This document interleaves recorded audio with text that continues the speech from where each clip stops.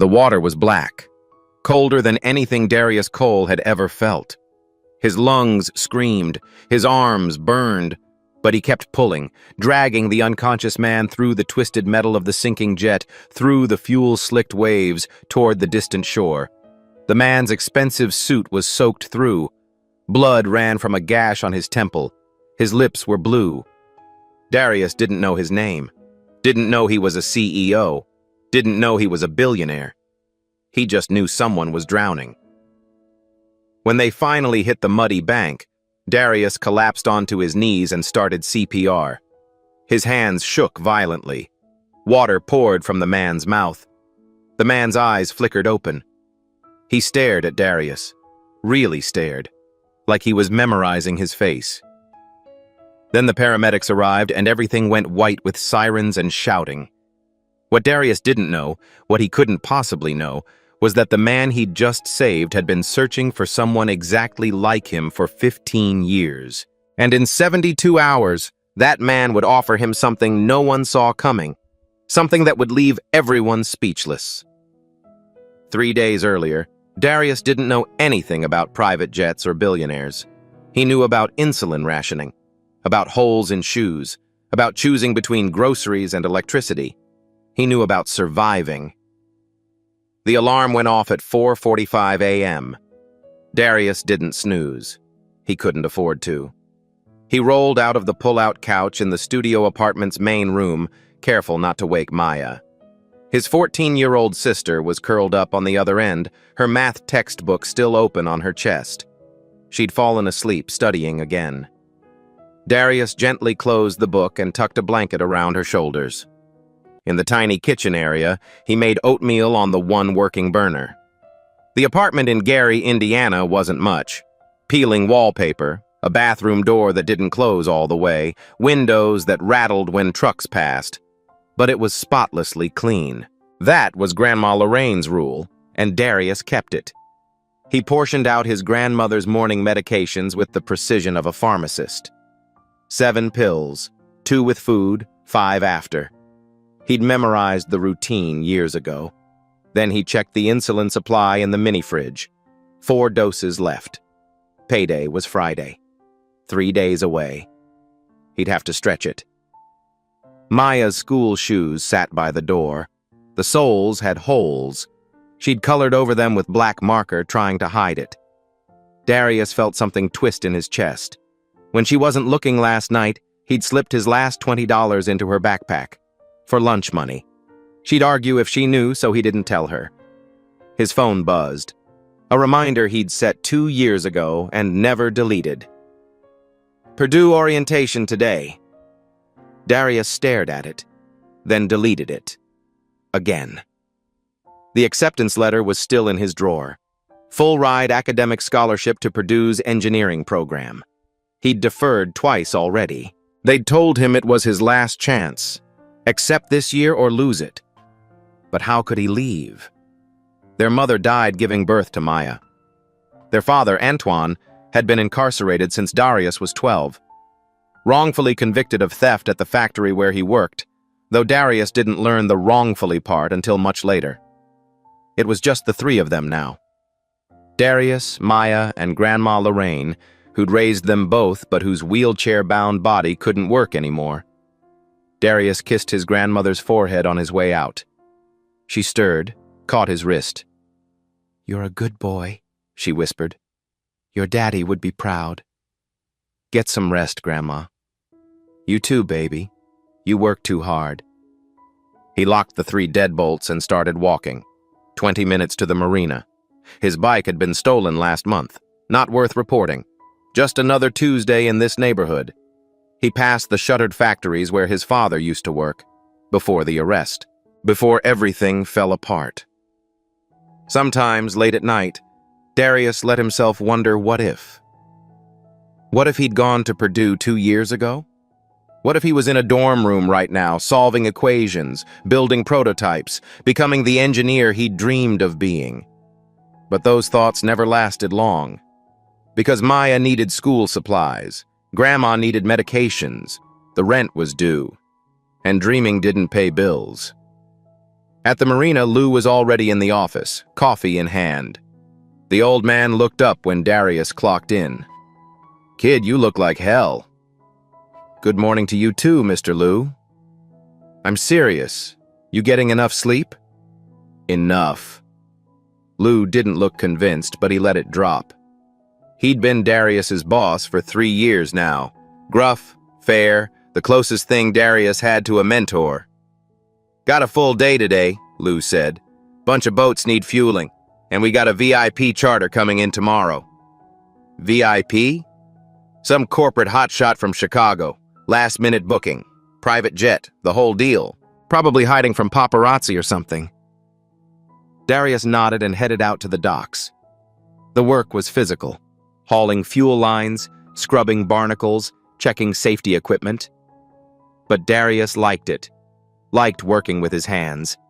Liked that when he triple-checked a fuel connection, he knew it was secure. Lou noticed. "You triple-check everything like lives depend on it." Darius shrugged. "Because they do, Mr. Lou. They always do." At lunch, a tourist family was struggling with their outboard motor. Darius wandered over. "Need a hand?" The father looked relieved. "Yeah, man. Thing just died on us." Darius popped the engine cover, spotted the problem in 30 seconds. Flooded carburetor. Fixed it in 5 minutes. The father pulled out his wallet. "Here, let me give you something." "Nah, you're good." "Come on, man, $50, you earned it." Darius shook his head. "Just pass it forward." After they left, his co-worker Marcus shook his head. "D, you know you needs that money more than they do." "Maybe, but needed and deserved are different things." Marcus laughed. "Where'd you get that from? Fortune cookie?" "My grandma. She used to volunteer at free clinics even when she couldn't afford her own medication. She said if you only help people when it's convenient, you're not really helping." "Your grandma sounds like a saint." "She is." What Darius didn't say was that sometimes he resented it. That philosophy. That moral high ground that kept him broke and exhausted. But then he'd remember his father's last words before going to prison. "Take care of them, son. Be the man I couldn't be." So he was. Even if it was killing him. Even if he'd never get to Purdue. Even if his own dreams had to die so Maya could have hers. That's just how it was. That evening, Lou called him into the office before clocking out. "Listen, kid. That Chicago VIP I mentioned? His plane's coming in tomorrow afternoon. Big storm's supposed to roll in, though. Might get bumpy. Want me here for it?" "Yeah, just in case." Darius nodded. "I'll be here." He didn't know it yet, but that decision would change absolutely everything. Showing up for a shift he didn't have to take, for a stranger he'd never met. It would save 2 lives, reunite a family torn apart by injustice, and create a bond that would rewrite the future for everyone involved. But right now he was just a tired 19-year-old trying to make it to Friday. The storm warnings came early. By 2 p.m. the next day, dark clouds were rolling in fast over Lake Michigan, the kind that made even experienced sailors nervous. The marina radio crackled with small craft warnings, wind gusts hitting 40 miles per hour, visibility dropping. The Coast Guard was telling everyone to get off the water. Lou stood at the window, watching the sky turn dark. This is gonna be bad. Most of the boats were already secured. Darius had spent the morning double-checking lines, making sure nothing would break loose. "Kid, why don't you head home early?" Lou said. Darius shook his head. "You said there's still that charter coming in." Lou frowned, checked his watch. "Supposed to land at 3, but in this weather..." He grabbed the radio, switched frequencies. Static, then a voice. "Marina, this is Lakefront Air Control. Citation jet inbound ETA 15 minutes. Pilot's been notified of conditions." Lou keyed the mic.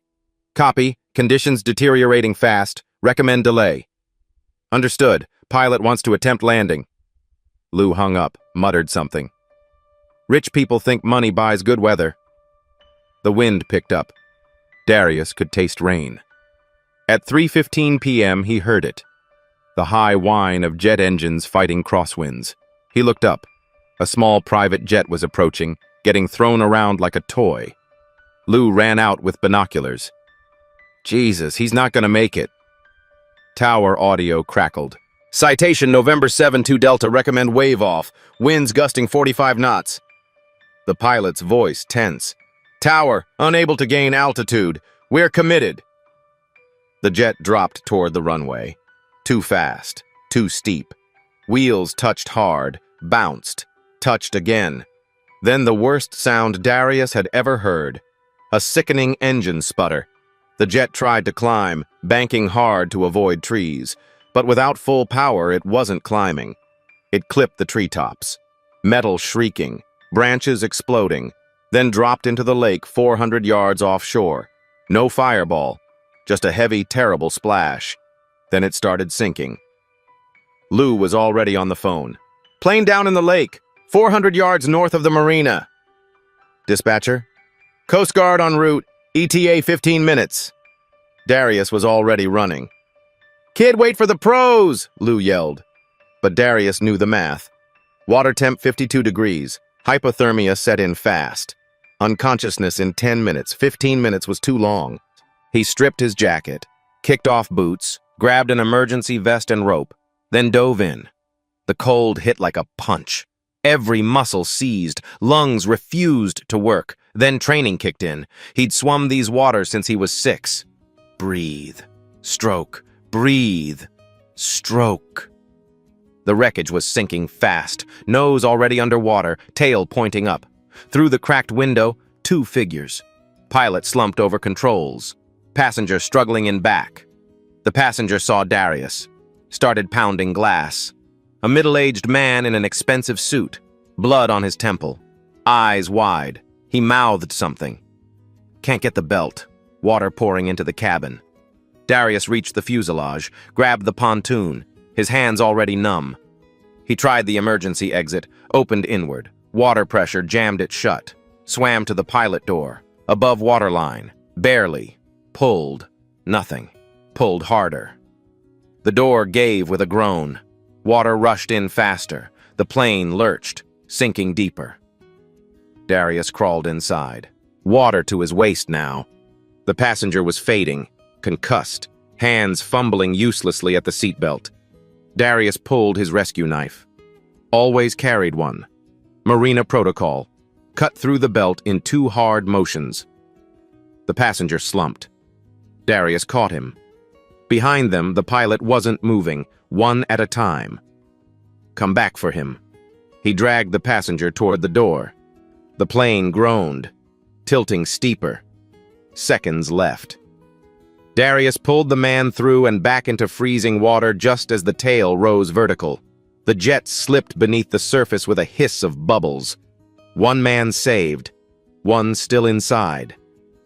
Darius took 3 deep breaths. Grandma's technique for panic attacks. Dove back down. Inside, the cabin was almost flooded. The pilot submerged to his neck, trapped by crushed controls. Darius tried to pull him, wouldn't budge. The man's leg was pinned under the collapsed panel. Darius dove under, tried to lift the metal. Impossibly heavy. Lungs screamed, surfaced, gasped, dove again. 3rd attempt. Used a piece of broken seat as a lever. Braced his feet. Pulled with everything.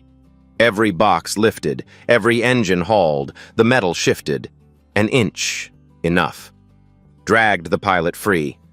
Not breathing. The plane lurched. Darius pulled him through the cabin, out the door. Surfaced as the plane disappeared completely. Now 2 men, 1 barely conscious, 1 not breathing. Shore 400 yards away. He looped the pilot through one side of the vest, the businessman through the other.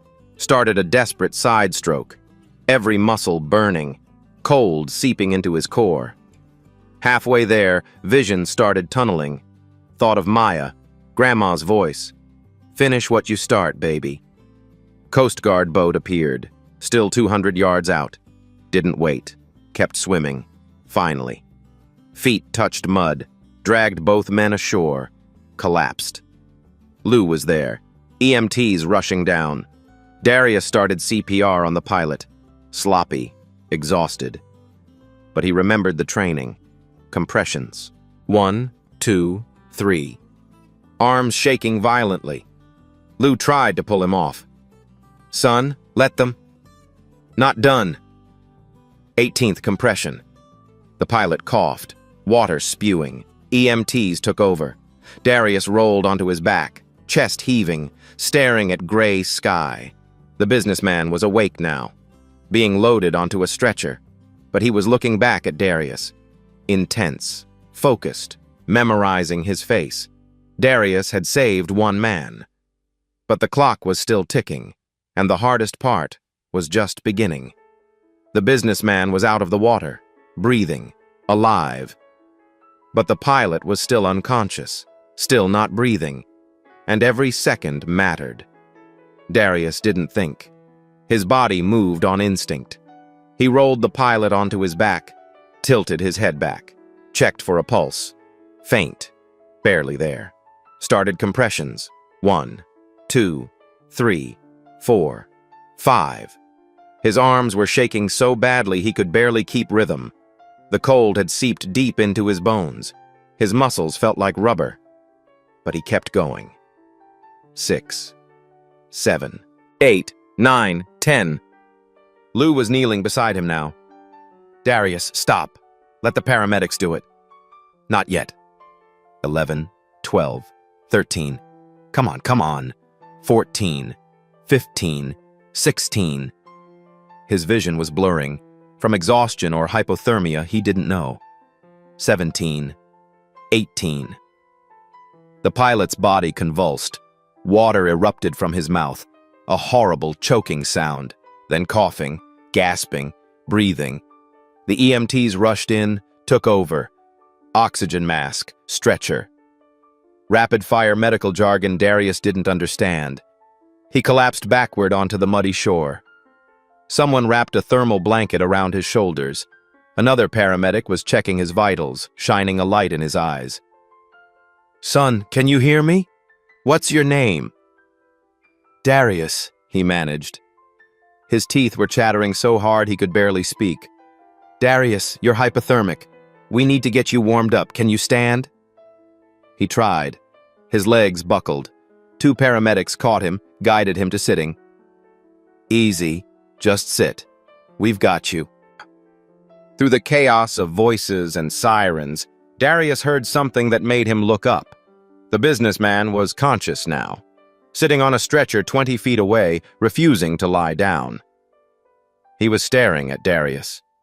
Even with blood running down his face, even wrapped in blankets, there was something sharp in his eyes. Intelligent, calculating, like he was memorizing every detail. A sheriff's deputy approached with a notepad. "Son, I need to get your statement. What's your name?" "Darius Cole." "Age?" 19. "Can you tell me what happened?" Darius kept it short. "Saw the plane go down, swam out, got them both out." The deputy stared at him. "You swam out in 50-degree water, pulled 2 grown men out of a sinking aircraft, by yourself?" "Yes, sir." "Son, that wasn't luck. That was heroism." Darius didn't respond. He was watching the ambulances, watching the EMTs load the pilot and the businessman. Were they going to be okay? Really okay? Lou came over, gripped his shoulder hard. "Kid, you just saved 2 lives. You know that, right?" "Hope so." "Hope? Darius, I watched you do CPR for damn near a minute straight while you were half frozen. That man was dead. You brought him back." Darius just nodded. He felt numb. Not from the cold, from something else. The businessman was being loaded into the ambulance now, but he stopped the EMTs, said something to them. One of the paramedics jogged over to Darius. "Hey, the passenger wants to know your name." "Darius Cole." The paramedic nodded, jogged back. The businessman looked at Darius one more time, mouthed something. "Thank you." Then the ambulance doors closed. They were gone. Lou sat down beside Darius. Come on, kid. Let's get you to the hospital. Get you checked out. I'm fine. You're not fine. You're half frozen, and you just pulled off a rescue that would have killed most people. You're going to the hospital. Darius didn't have the energy to argue. At the ER, they treated him for mild hypothermia. Warm blankets, warm IV fluids, monitoring. He texted Maya, "I'm okay, at the hospital. Nothing serious, don't worry, Grandma." She called immediately. "Dee, what happened?" "I'm fine, just helping someone, I'll explain later. The news is saying someone saved people from a plane crash. Was that you?" Darius closed his eyes. Of course, the news had picked it up already. "Yeah, that was me." Maya's voice cracked. "Are you insane? You could have died." "But I didn't." Silence, then quieter. "I'm glad you're okay." "Me too, sis." An hour later, Maya and Grandma Lorraine arrived. Maya practically tackled him with a hug. "Don't ever do that again." "Can't promise that." Grandma wheeled up to his bedside. Her eyes were wet. "Boy, don't you ever scare me like that again." "Sorry, Grandma, but I couldn't just watch them drown." She reached up, cupped his face. "I know, baby. I know. You got your daddy's courage and my stubbornness." A hospital administrator approached, middle-aged woman with a clipboard. "Mr. Cole, I'm Sarah Carter, hospital admin. The two men you rescued are both stable. The pilot is in ICU but expected to make a full recovery. The passenger, Mr. Harrison, is being treated for a concussion and minor lacerations. He insisted I find you. He wants to thank you personally." "Mr. Harrison?" "Ryan Harrison. Would you like to see him?" Darius shook his head. "Just wanted to know they're okay." "Are you sure?" He was very insistent. "I'm sure. I need to get my family home." Sarah nodded but pulled out a business card. "He asked me to give you this. Said to call any time." Darius took the card. Heavy cardstock. Embossed lettering. Ryan Harrison, CEO, Harrison Tech Industries. Below it, a Chicago address. A private cell number. An email. Darius stared at it. The name meant nothing to him. He'd been too busy surviving to follow tech news. He pocketed it politely. "Thank you." After she left, Maya grabbed the card out of his pocket. Her eyes went wide. "DD, is this the Ryan Harrison? Like the billionaire?" "What are you talking about?" Maya pulled out her phone. Cracked screen, hand-me-down Android. Started typing. Pulled up a Forbes article. Shoved it in his face. Harrison Tech Industries unveils $500 STEM Scholarship Fund. CEO seeks everyday heroes to invest in. There was a photo. A light-skinned black man in his late 40s. Sharp suit, confident smile. The same man Darius had just pulled out of a sinking jet. Darius stared. "You saved a billionaire," Maya whispered. "I saved a person," Darius corrected. "Didn't know who he was." "Dee, do you know what this means? He could help us. He could—" "Maya, stop." "But I didn't do it for a reward." Grandma put a hand on Maya's shoulder. "Leave it, baby. Your brother did what was right. That's all that matters." But Maya was still staring at the business card.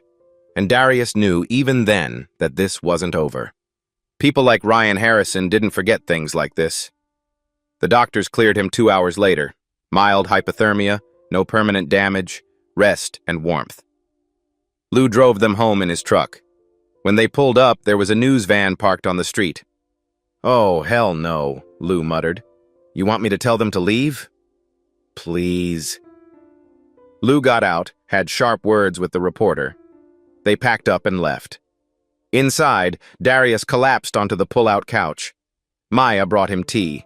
Grandma covered him with every blanket they owned. "Get some sleep, baby," Grandma said. But Darius couldn't sleep. He kept seeing it. The sinking plane, the pilot's face, the cold water rising, the way Ryan Harrison had looked at him, like he was memorizing him, like this was just the beginning of something. Darius pulled out the business card again, stared at it in the dim light. Ryan Harrison, CEO, billionaire. He thought about throwing it away, but something stopped him. Maybe curiosity. Maybe something else. He tucked it into his wallet instead, and tried not to think about what came next. Darius thought that was the end of the story. He was wrong. The next morning, someone knocked on the apartment door at 8 a.m. A courier stood there in a crisp uniform, holding a large envelope. Darius Cole? Yeah.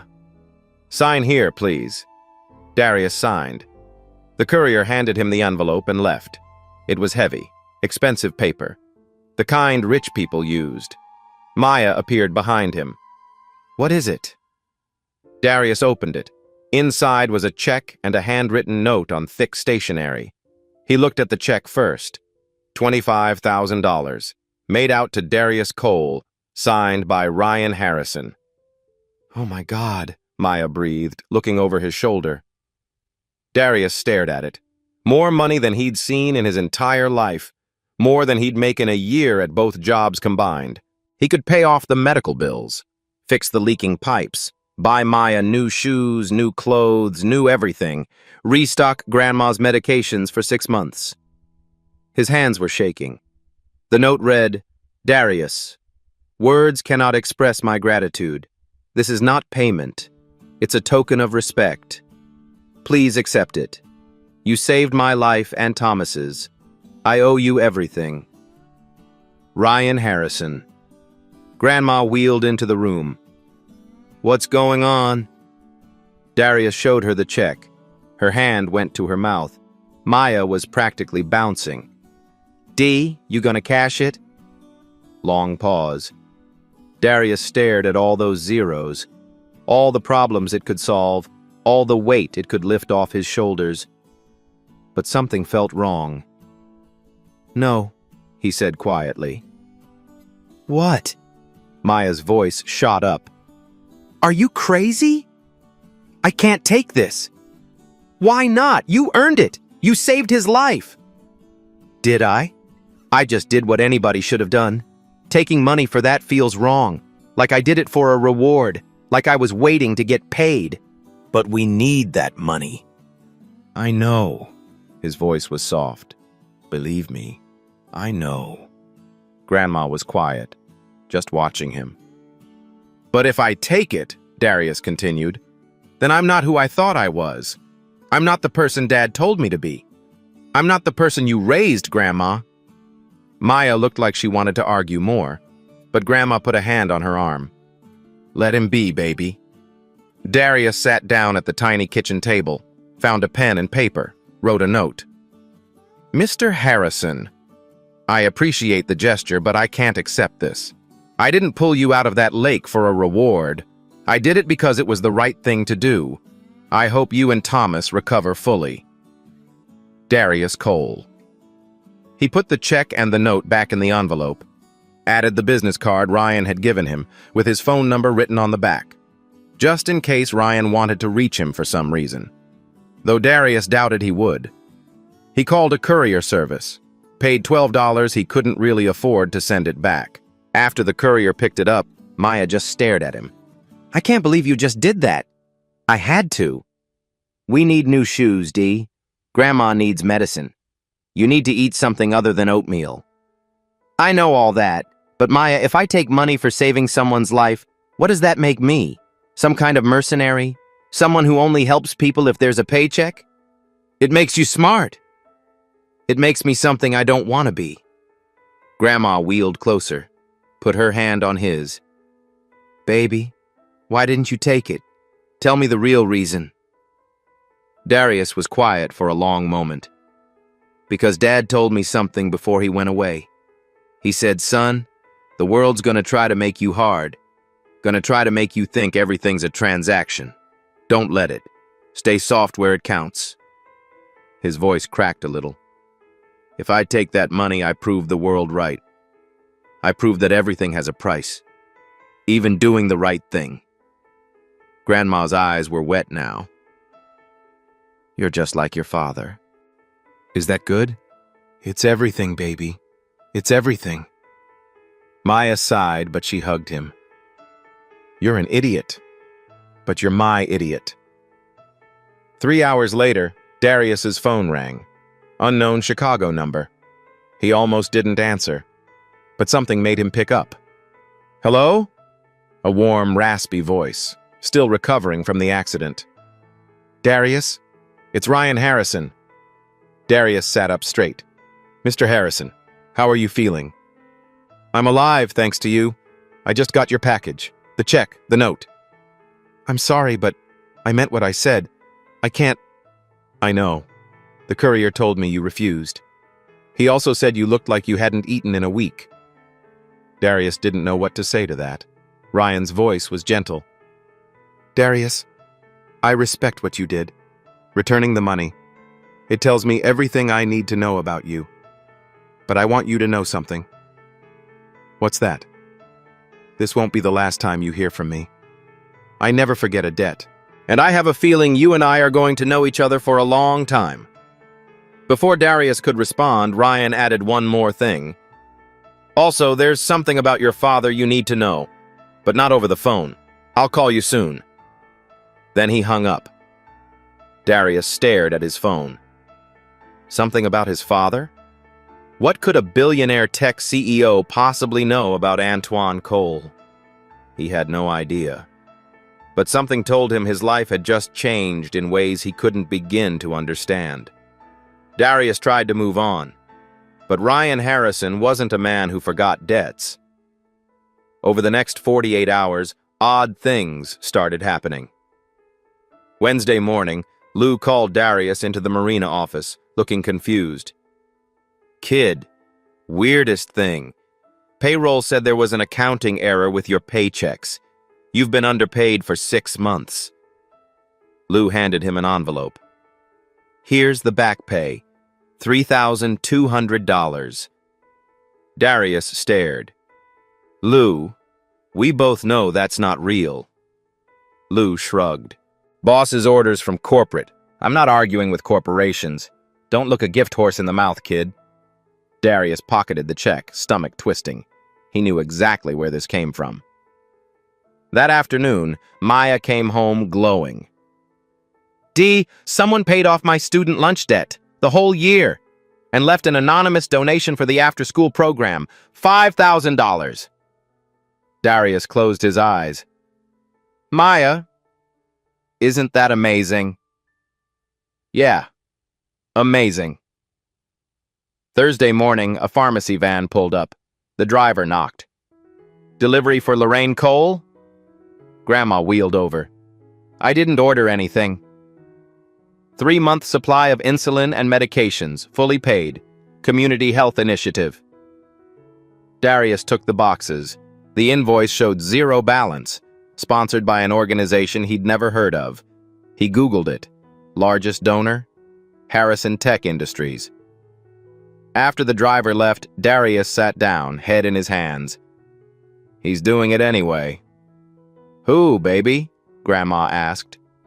Ryan Harrison. I refused his money, so he's finding ways around it. Is that so bad? I don't know.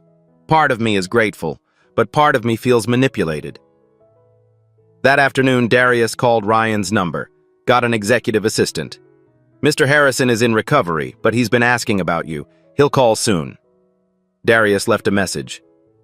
Mr. Harrison, I appreciate what you're trying to do, but... He stopped. Didn't know how to finish. Hung up. Meanwhile, the news picked up the story. Local hero saves tech CEO. Darius declined interviews, but it spread anyway. Regional news, viral TikTok, national morning show segment. One segment mentioned something interesting. Ryan Harrison has a reputation for never forgetting those who help him. Sources say he once spent years tracking down a good Samaritan. Darius watched that clip 3 times. Years tracking someone down? Friday night, 9 p.m. His phone rang. Unknown Chicago number. Darius answered immediately. Hello? Ryan's voice was stronger now. Darius, it's Ryan Harrison. We need to talk. There's something about your father you need to know. Darius's heart pounded. What about my father? Not over the phone. Can we video call? I want you to see my face when I tell you this. 10 minutes later, Darius stared at his phone screen. Ryan sat in a hospital room, bandage on his temple, eyes sharp. And Darius realized something he hadn't noticed during the rescue. Ryan Harrison was black. Light-skinned, but unmistakably black. Darius, Ryan said, voice thick with emotion. I need to ask you something. How old are you? 19. Why? And your father? What's his name? Ice in Darius's stomach. Antoine Cole. He's been incarcerated since I was 12. Why are you asking me this? Ryan closed his eyes, took a shaky breath, opened them. Because 15 years ago, your father saved my life. What Ryan Harrison revealed next would shatter everything Darius thought he knew and give him something he'd lost years ago. Darius stared at the screen. What did you just say? Ryan's voice was steady, but his eyes were wet. 15 years ago, I was nobody. I was a 32-year-old black programmer from the south side of Chicago, working 2 jobs, sleeping in my car between shifts, trying to get my startup off the ground. Darius couldn't speak. Ryan continued. One night I was working late at a warehouse in Gary, Indiana. Same warehouse you work at now, actually, the overnight shift. I was in the parking lot around 2 a.m. heading to my car when 3 guys jumped me. He paused, collecting himself. They wanted my laptop, my phone. I fought back. Stupid move. One of them had a knife. Darius's hands were shaking. I was on the ground, bleeding, and they were kicking me. I thought I was going to die in that parking lot. Then I heard someone yell, "Hey, get away from him." Ryan's voice cracked. A warehouse worker came running. Big guy, fearless. He didn't even hesitate. Fought them off. 3 against 1, and he didn't care. Stayed with me until the ambulance came. Refused any reward. All he said was, "Just pass it forward, young brother." Darius felt like the floor had dropped out from under him. That man's name was Antoine Cole. Your father saved my life 15 years ago. That's impossible, Darius whispered. Dad never mentioned you. Never said anything about saving anyone. I don't think he remembered me. It was just another Tuesday night for him. But for me? Ryan shook his head. That laptop they wanted?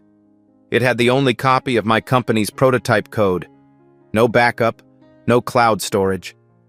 I was too broke for servers. If I'd lost it, Harrison Tech would never have existed. Ryan leaned closer to the camera. 2 weeks later, I landed my first investor meeting with that code. Eventually sold the company for $200 million. Built it back up to a $4 billion valuation. Every step of my success traces back to that parking lot in Gary, Indiana. Darius was crying now, didn't bother hiding it. I tried to find him, Darius. I hired investigators, searched for years. Antoine Cole, common name. By the time I tracked him down, he was already incarcerated. I sent money for his legal defense, but he refused it. Pride, I guess. Just like his son. Darius wiped his eyes. He never told us. 7 years in prison, and he never said anything about you. That's the thing about real heroes, Darius. They don't keep score. Ryan's voice grew more intense. When I was in that sinking plane, half-conscious, I saw your face, and something about it felt familiar. Then I heard your last name, Cole. I thought, no way. The universe isn't that poetic. But I had my team pull your background. Your father, Antoine Cole, arrested 7 years ago. Same Gary address where I was saved. Ryan pulled out a folder, held it up to the camera. After I confirmed it was your father, I couldn't let it go. I hired investigators to look into his case. Darius tensed. Why would you do that? Because your father saved me when I had nothing. I owed him. And what I found... Ryan's jaw tightened. Darius, your father was wrongfully convicted. The room seemed to tilt. What? Ryan opened the folder, started pulling out documents. Antoine discovered his factory supervisor was embezzling, stealing from worker pension funds. Your father was going to report it. The supervisor found out, planted evidence in your father's locker, bribed witnesses to say they saw him stealing tools and materials.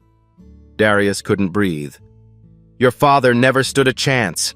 Overworked public defender, no money for a proper investigation. The case was rushed through in 6 months.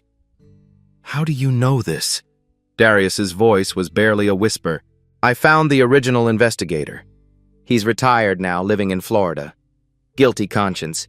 He admitted they rushed the case, that evidence didn't add up, but the prosecutor wanted a conviction. I found one of the witnesses who recanted, said the supervisor paid him $5,000 to lie. Ryan held up printed emails. I have emails proving the supervisor's embezzlement, bank transfers, everything. The supervisor is still out there, retired on stolen pension money. Darius was shaking so hard he could barely hold the phone. Ryan's voice softened, but grew firm. For the past 6 weeks, since the crash, I've been working with the best criminal defense attorneys in the country. We filed a motion to vacate your father's conviction. We have new evidence, new witnesses, we have proof. When? Darius managed. The hearing is in 10 days, Cook County Courthouse. I can't guarantee we'll win, Darius. The system doesn't like admitting mistakes, but I promise you this. I will fight for your father the way he fought for me in that parking lot. Ryan leaned forward, eyes locked on Darius. You gave me my life back when you pulled me out of that lake. Now I'm going to do everything in my power to give you your father back. Not in 2 years when his sentence ends. Now. Darius couldn't speak, couldn't think. 15 years. Full circle. His father saved Ryan. Ryan became a billionaire. Darius saved Ryan. And now Ryan was fighting to free his father. Why? Darius finally asked. Why would you do all this? Ryan's voice was thick with emotion. Because 15 years ago, your father told me something while we waited for the ambulance. He said, young brother, we gotta look out for each other. System ain't built for us. We're all we got. Ryan wiped his eyes. That stayed with me every single day since. Your father saved me when I was drowning in poverty. You saved me when I was drowning in that lake. Now it's my turn. This is what pass it forward means. Darius was sobbing openly now. I don't know what to say. Don't say anything yet. Just know this. 10 days from now, we're going to walk into that courthouse, and we're going to bring your father home. The screen went dark as Ryan ended the call. Darius sat there in the tiny apartment, phone in his shaking hands, and let himself hope for the first time in 7 years. His father might come home. Not might. Would. Because Ryan Harrison didn't forget debts, and he'd just spent 6 weeks building a case that could shatter the injustice that had torn Darius's family apart. But Ryan Harrison wasn't finished. What came next would change not just Darius's life, but his entire family's future. 10 days felt like 10 years. Darius couldn't sleep, couldn't eat. He kept replaying Ryan's words. Your father was wrongfully convicted. We're going to bring him home. He told Maya and Grandma everything. They cried together, prayed together, hoped together. The morning of the hearing, Ryan sent a car. A black SUV pulled up at 7 a.m. The driver helped Grandma's wheelchair inside. They drove to Chicago to the Cook County Courthouse. Ryan was waiting outside courtroom 4B, flanked by 5 attorneys in expensive suits. When he saw Darius, he walked over. They hugged. "Thank you for doing this," Darius whispered. "Thank me when we win," Ryan said. The hearing lasted 4 hours. Darius watched as Ryan's team systematically dismantled the original case, recanted witness testimony, recorded confession from the retired investigator, emails proving embezzlement, bank records, timeline inconsistencies. The prosecutor objected, but the evidence was overwhelming. The factory supervisor appeared via video from Florida. He looked terrified, refused to answer, invoked the Fifth Amendment, which only made him look guilty. At 2 p.m., the judge called a recess. 2 hours of waiting. Darius held Maya's hand. Grandma prayed. At 4 p.m., the judge returned. Having reviewed the newly discovered evidence, this court finds that Mr. Antoine Cole's conviction was based on fabricated evidence and coerced testimony. His conviction is hereby vacated. Mr. Cole is to be released immediately and compensated for wrongful imprisonment. The gavel came down. The courtroom erupted. Maya screamed. Grandma sobbed. Darius collapsed in his seat, unable to process it. Ryan stood in the back, tears streaming down his face. 6 hours later, Darius stood outside the prison gates. Maya beside him, Grandma in her wheelchair, Ryan at a respectful distance. The gates opened. Antoine Cole walked out. 7 years older, grayer, thinner, but alive, free. Darius ran. They collided in an embrace, both breaking down. Antoine kept saying it. "I didn't do it, son. I swear I didn't." "I know, Dad. I always knew." Maya crashed into them. Then Grandma. A family shattered for 7 years, finally whole. Antoine looked over Darius's shoulder, saw Ryan. His eyes widened. You're that kid, from the parking lot." Ryan nodded, walking over. "Yeah, that's me. You found me. You saved me, Antoine. You gave me everything." They embraced. 2 black men, 2 generations, 2 rescues, 1 circle closed. That evening, Ryan hosted a private dinner at a Chicago restaurant, closed to the public, just family. Antoine, Darius, Maya, Grandma, Ryan, Thomas the pilot, Lou from the marina. Over dinner, stories were shared.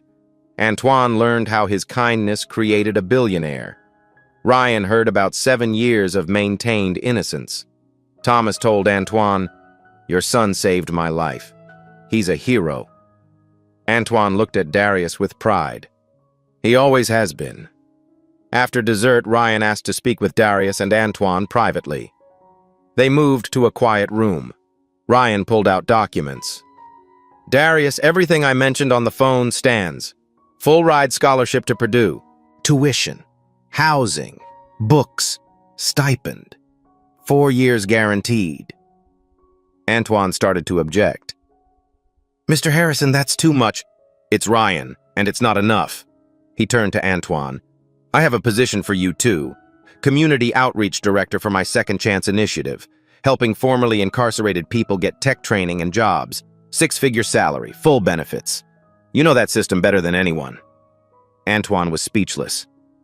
"There's also a trust fund for Lorraine's medical care, $250,000, and full education funding for Maya. Private school if you choose, plus college." Ryan looked at both of them. "But there's one more thing. The most important." He pulled out legal documents. "Darius, Antoine, I want to ask something I've never asked anyone.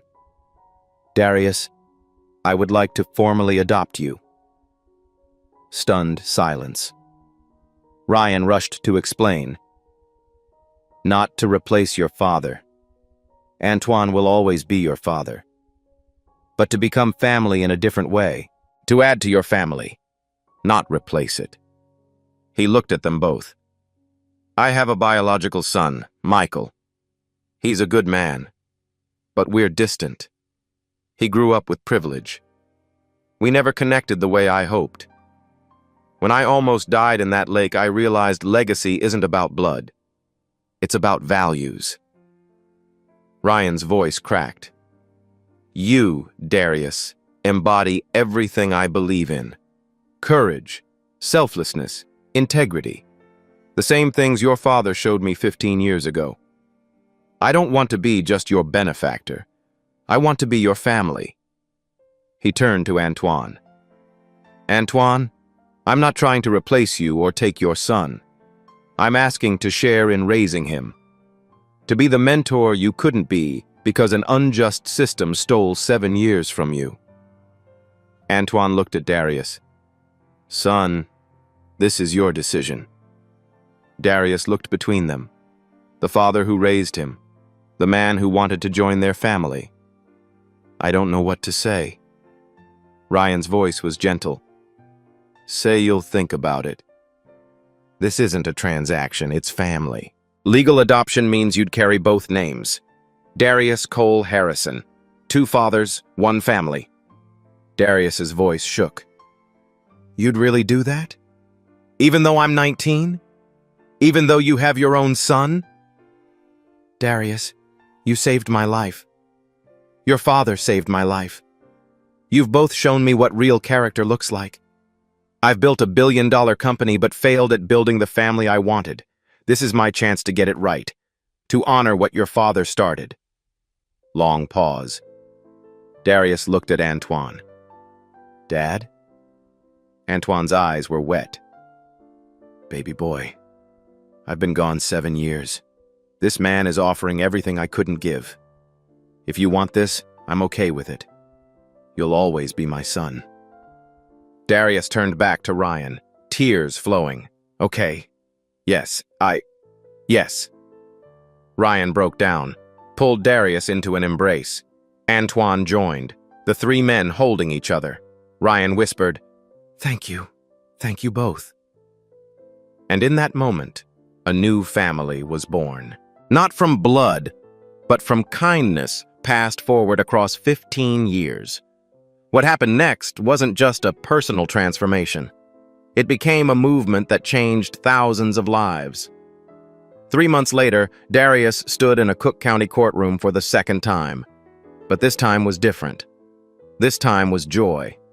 The room was packed. Antoine in a new suit beside Darius. Grandma Lorraine in the front row. Maya holding her hand.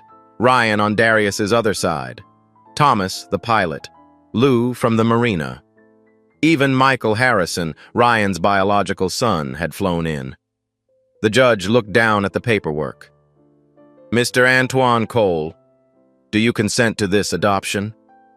Antoine's voice was strong. "I do. Ryan Harrison is a good man. My son deserves 2 fathers." The judge turned to Darius. "Darius Cole, do you consent to being adopted by Ryan Harrison?" Darius, holding both fathers' hands, nodded. "Yes, Your Honor." The judge smiled. "Then by the power vested in me, I declare this adoption legal and binding. Darius, your legal name is now Darius Cole Harrison." The gavel came down. The room erupted in applause. Media waited outside. The story went global. Tech billionaire adopts teen who saved his life. Teen's father had saved him 15 years earlier. CNN, BBC, the story of kindness passing forward across generations. Darius started at Purdue that January. His roommate was another Everyday Heroes Fund recipient, a kid from Appalachia who'd saved a family from a house fire. First week, Darius was overwhelmed, but he fought through. His professors noticed. "You ask the best questions. You think like someone who solved real problems." Weekends, he drove home to Gary, helped with groceries, played games with Maya. True to his word, he never abandoned his family. Spring break, he reported to Harrison Tech for his first apprenticeship.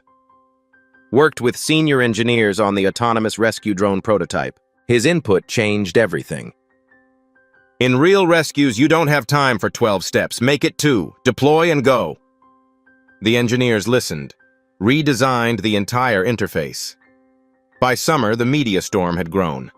Ryan and Darius did joint interviews. Their dynamic was genuine, warm, father and son. Ryan announced the expansion of the Everyday Heroes Fund. $500 million, 1,000 scholarships over 10 years. Applications flooded in, stories of ordinary people doing extraordinary things. Darius became the face of the campaign, though uncomfortable with attention. Ryan coached him.